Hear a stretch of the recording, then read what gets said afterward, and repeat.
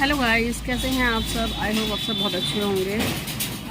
Guys, आज जो मैं वीडियो बनाने वाली हूँ वो प्रिया देहाती व्लॉग पे बनाने वाली हूँ। प्रिया जी जो है मैं उनकी भी एक सब्सक्राइबर हूँ। मैंने उनके चैनल को सब्सक्राइब किया है। और दूसरी बात ये है कि उन्होंने क्रंच करना छोड़ दिया है, ठीक है, जो कि बहुत बहुत बहुत अच्छी बात है कि उन्होंने क्रंच करना छोड़ दिया है। क्योंकि स्लेटी खाना कहीं ना कहीं उनके लिए हानिकारक हो सकता था, उनके बेबी के लिए हानिकारक हो सकता था। प्रेगनेंसी में स्लेटियाँ जो होती हैं वो कहीं ना कहीं आपको और आपके बच्चे को नुकसान दे सकती हैं। तो प्रिया जी, मैं आपके बिल्कुल फेवर में हूँ। मैं आपको सपोर्ट करती हूँ इस चीज़ के लिए कि आपने क्रंच करना छोड़ दिया है। ये हमारे लिए, आपके लिए बहुत अच्छी बात है। दूसरी बात, आजकल जो यूट्यूब पे कंट्रोवर्सी चल रही है, ये अंजलि ढाका जी जो हैं और उनकी जो देवरानी हैं वो प्रिया को काफ़ी उल्टा सीधा बोल रही हैं, लोग बना रही हैं उनके ऊपर। तो ये बहुत ही गलत है। देखो, प्रिया की क्या गलती है। प्रिया दिल की बहुत अच्छी है, बहुत अच्छी इंसान है। और एक बात बताऊं आपको, जितने भी ये बड़े बड़े क्रंचर्स हैं ना, आप इनसे हेल्प मांग के देखो, कोई भी आपको हेल्प नहीं करेगा। लेकिन प्रिया एक ऐसी इंसान है जो आपकी हेल्प भी करती है, आपको सपोर्ट भी करती है और आपको बताती भी है। मैं भी क्रंच करती थी, ऐसा नहीं है कि मैं क्रंच नहीं करती थी। मैं भी क्रंच करती थी। जब मैं क्रंच करती थी और जब मैंने ऑर्डर मंगवाए तो मैंने सबको कांटेक्ट करने की कोशिश करी।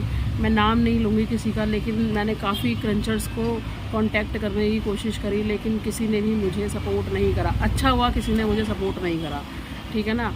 और प्रिया जी हैं जिन्होंने मुझे कुछ सलाह दी और उन्होंने मुझे बताया कि क्या करना है क्या नहीं। मतलब उस टाइम पर उन्होंने मुझे सपोर्ट करा क्योंकि वो खुद भी क्रंच करती थी। लेकिन आज अभी ना तो मैं क्रंच करती हूँ ना वो क्रंच करती है। मैंने क्रंच करना इसलिए छोड़ा क्योंकि स्लेटी खाने से मुझे काफ़ी दिक्कत हो गई थी।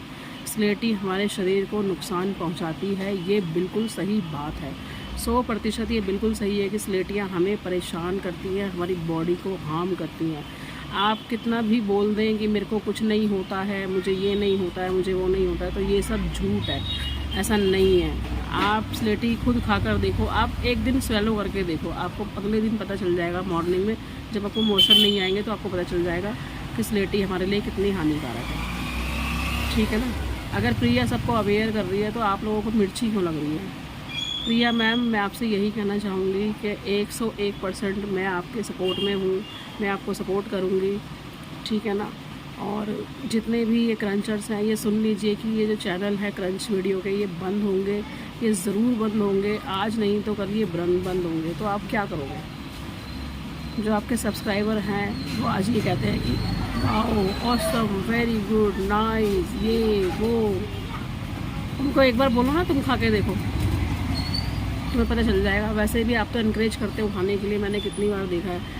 मैं अपना बताती हूँ, मैं स्लेटी खाती थी शुरू से ही, बचपन से। लेकिन मैं ऐसे नहीं खाती थी कि भर भर के ठूस के खा लिया, नहीं।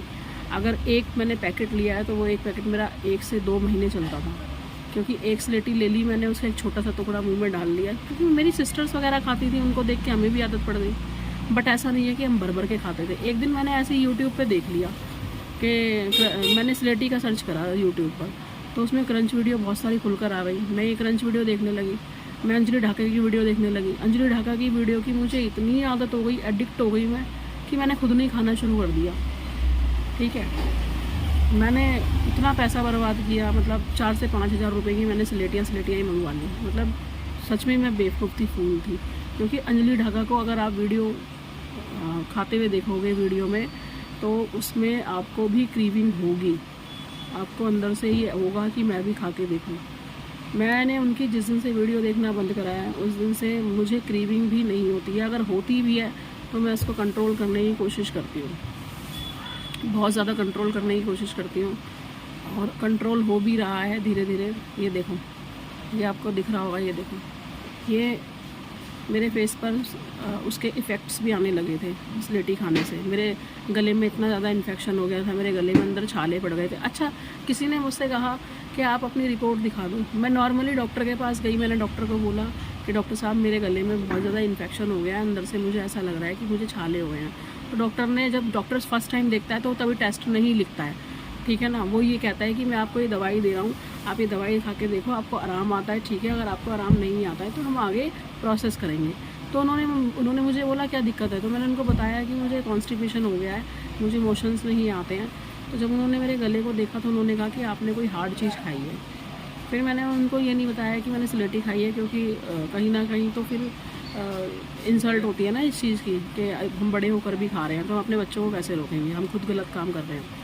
तो उन्होंने मुझे दवाई दी, उससे मुझे फ़र्क पड़ गया, मुझे मोशन भी खुलकर आए। लेकिन टचवुड जिस दिन से मैं स्लेटी नहीं खा रही हूँ उस दिन से मुझे मोशंस भी बिल्कुल सही आ रहे हैं, ठीक है ना। क्योंकि स्लेटी खाने से सबसे बड़ा जो साइड इफ़ेक्ट होता है वो यही होता है कि आपके मोशंस रुक जाते हैं, बिल्कुल रुक जाते हैं।